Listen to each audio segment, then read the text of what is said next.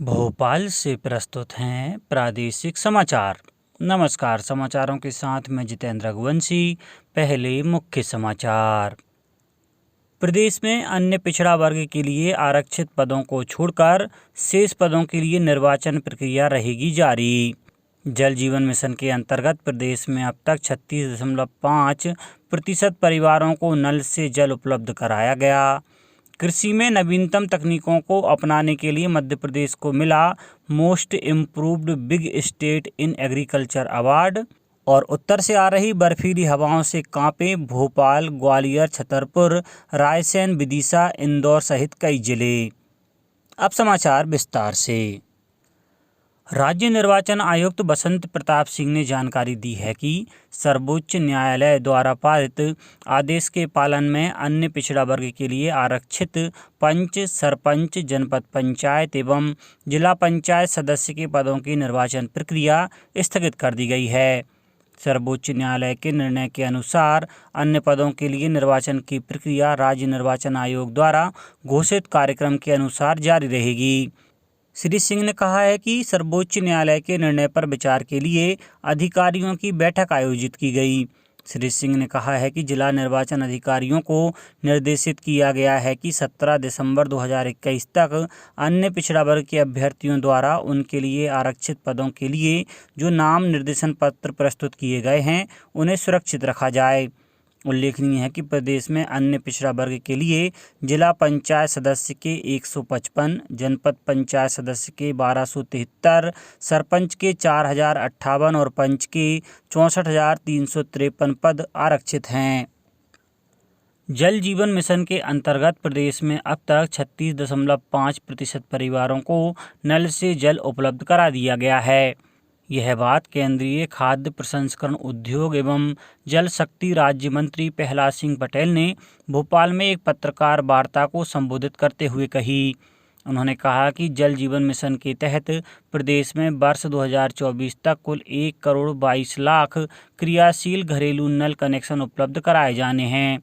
उन्होंने कहा कि 17 दिसंबर तक प्रदेश में 44.64 लाख परिवारों को घरेलू नल कनेक्शन उपलब्ध करा दिए गए हैं। श्री पटेल ने कहा कि मध्य प्रदेश अकेला राज्य है जिसमें समस्त जिला स्तरीय पेयजल परीक्षण प्रयोगशालाएं NABL हैं।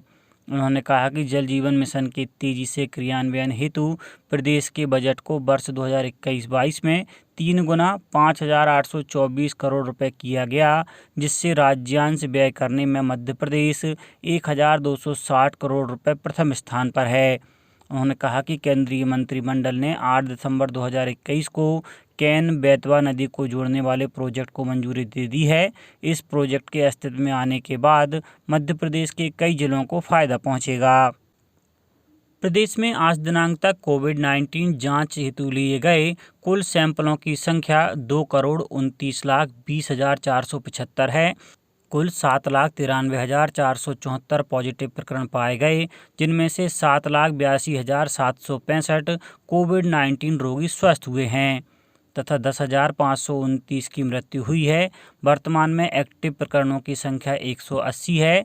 दिनांक 18/12/2021 को 10 इंदौर, 6 भोपाल, 2 ग्वालियर तथा बैतूल, कटनी एवं शहडोल में एक नवीन पॉजिटिव प्रकरण पाए गए हैं, जिनकी कुल संख्या 21 है तथा पॉजिटिविटी दर 0.03% है।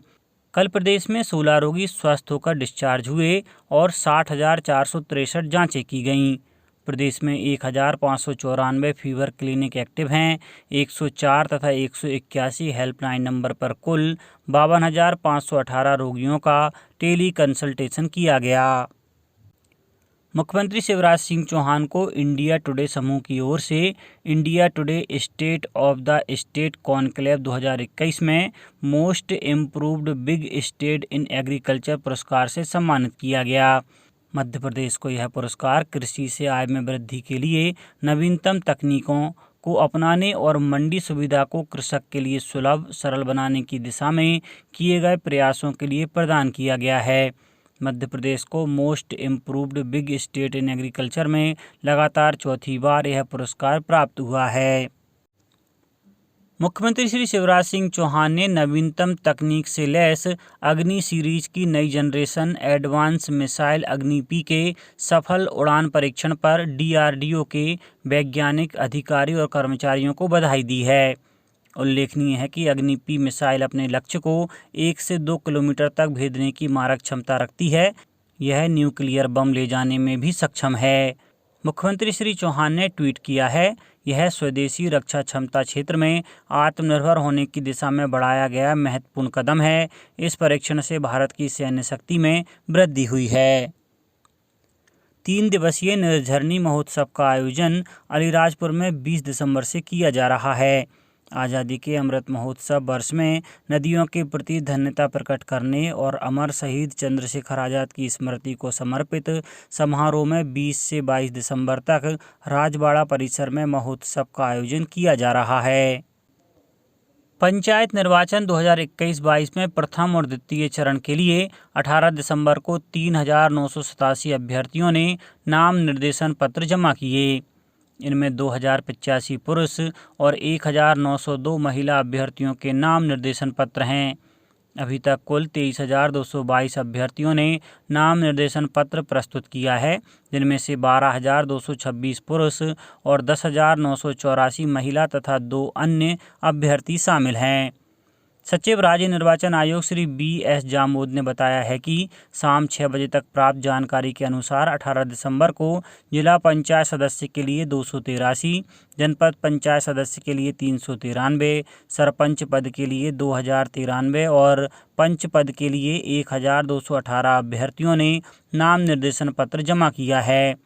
अभी तक जिला पंचायत सदस्य के लिए 629, जनपद पंचायत सदस्य के लिए 1,888, सरपंच पद के लिए 14,069 और पंच पद के लिए 5,418 अभ्यर्थियों ने नाम निर्देशन पत्र प्रस्तुत किया है। भोपाल केंद्रीय कृषि एवं किसान कल्याण मंत्री श्री नरेंद्र सिंह तोमर के विशेष प्रयासों से ग्वालियर को एक और बड़ी सौगात मिली है। कभी ग्वालियर की जीवन रेखा कही जाने वाली मुरार नदी फिर से अपना वैभव प्राप्त करेगी। केंद्रीय मंत्री श्री तोमर की पहल पर मुरार नदी के जीर्णोद्धार एवं सौंदर्यीकरण का प्रस्ताव भारत सरकार के जल शक्ति मंत्रालय ने स्वीकृत कर दिया है। जल शक्ति मंत्रालय से संबद्ध राष्ट्रीय स्वच्छ गंगा मिशन की कार्यकारी समिति ने नमामि गंगे अभियान के तहत 39 करोड़ 24 लाख रुपए की लागत से मुरार नदी का जीर्णोद्धार एवं विकास करने के प्रस्ताव को मंजूरी दी है। ग्वालियर को यह सौगात दिए जाने पर केंद्रीय कृषि मंत्री श्री तोमर ने प्रधानमंत्री श्री नरेंद्र मोदी और केंद्रीय जल शक्ति मंत्री श्री गजेंद्र सिंह शेखावत के प्रति आभार जताया है। श्री तोमर ने केंद्रीय जल शक्ति मंत्री श्री गजेंद्र सिंह शेखावत से चर्चा कर मुरार नदी प्रोजेक्ट की स्वीकृति दिलाने का अनुरोध किया था। साथ ही समय समय पर पत्र भी लिखे थे। उन्होंने ग्वालियर शहर के लिए मुरार नदी को विकसित करने की आवश्यकता को गंभीरता के साथ रेखांकित किया था। अब बात मौसम की। प्रदेश में कड़ाके की ठंड पड़ रही है। वर्तमान में हवाओं का रुख भी उत्तरी हो गया है, जिसके चलते उत्तर भारत की तरफ से आ रही सर्द हवाओं ने राजधानी भोपाल सहित प्रदेश के अधिकतर जिलों में ठिठुरन बढ़ा दी है। मौसम विज्ञानियों के मुताबिक अभी 2 दिन तक मौसम का मिजाज इसी तरह बना रहने की संभावना है। आज से एक तीव्र आवृत्ति वाले पश्चिमी विक्षोभ के उत्तर भारत की तरफ बढ़ने के आसार हैं। उसके प्रभाव से हवा का रुख बदलने लगेगा। वातावरण में नमी बढ़ने के कारण एक बार फिर तापमान में बढ़ोतरी होने लगेगी। मौसम विभाग से मिली जानकारी के मुताबिक बीते 24 घंटे के दौरान प्रदेश में नौगांव सबसे ठंडा रहा, जहां न्यूनतम तापमान 4 डिग्री सेल्सियस दर्ज किया गया। वहीं ग्वालियर और दतिया में न्यूनतम तापमान 4.2 डिग्री सेल्सियस रहा। खजुराहो और टीकमगढ़ में पारा 7 डिग्री सेल्सियस तक लुढ़क गया। राजधानी भोपाल में अधिकतम तापमान 21.8 डिग्री सेल्सियस दर्ज किया गया। होशंगाबाद में बीती रात इस सीजन की सबसे ठंडी रात रही। वहीं खंडवा जिले में न्यूनतम तापमान 13 डिग्री सेल्सियस दर्ज किया गया, जो सामान्य से 5 डिग्री सेल्सियस कम रहा। मौसम विभाग ने सागर, ग्वालियर, चंबल, भोपाल, उज्जैन संभागों में शीतलहर चलने का येलो अलर्ट जारी किया है। अब कुछ समाचार संक्षेप में। पूर्व मुख्यमंत्री कमलनाथ ने छिंदवाड़ा जिले के लाखों बच्चों विद्यार्थियों को निःशुल्क ऑनलाइन कोचिंग उपलब्ध कराए जाने पर अपने विचार व्यक्त करते हुए कहा कि छात्र जगत इस सुविधा का पूरा लाभ ले ताकि कठिन से कठिन विषय पर वे सरलतापूर्वक लाभ प्राप्त कर सकें।